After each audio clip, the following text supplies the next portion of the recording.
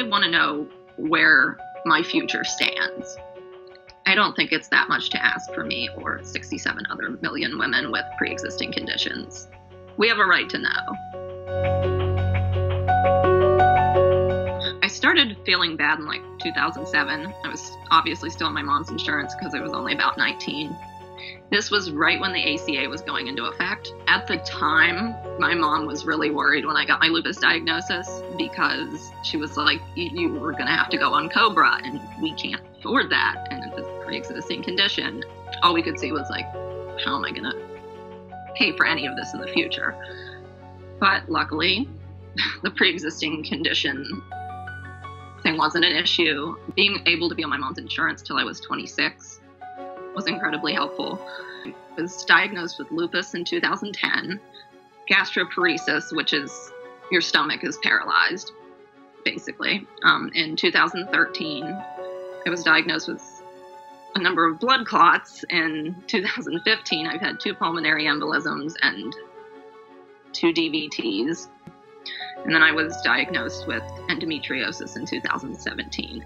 The medications my rheumatologists have me on is just so exorbitantly expensive that they give me all the samples that they have because they know Medicaid won't cover it. And then I'm on an injectable medication to prevent more blood clots. That one's incredibly expensive.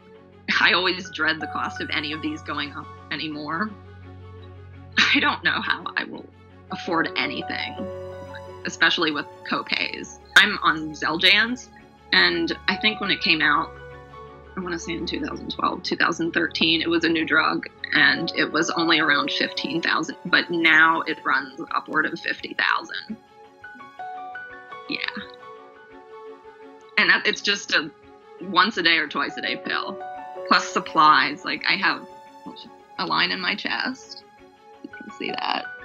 I'm actually running it now because it's custom made to each person. So it gets expensive.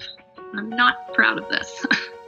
I've had so many experiences in hospitals and my clinics everywhere with so many good nurses and so many amazing medical professionals in general that's really kind of inspired me to become a nurse myself.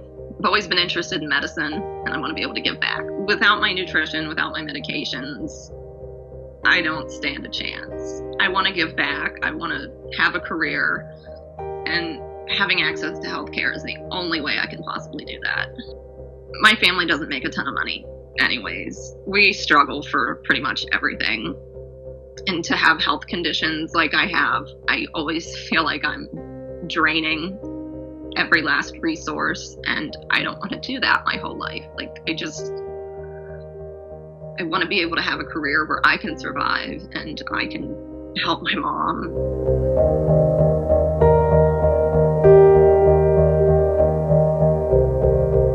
I will be contacting my Senator Joe Manchin to make sure he votes no on Brett Kavanaugh. And I ask you, everyone out there, and especially people with pre-existing conditions, to contact your senators by phone, by email, whatever. And please ask them to vote no on Brett Kavanaugh if he's not going to protect those of us with pre-existing conditions.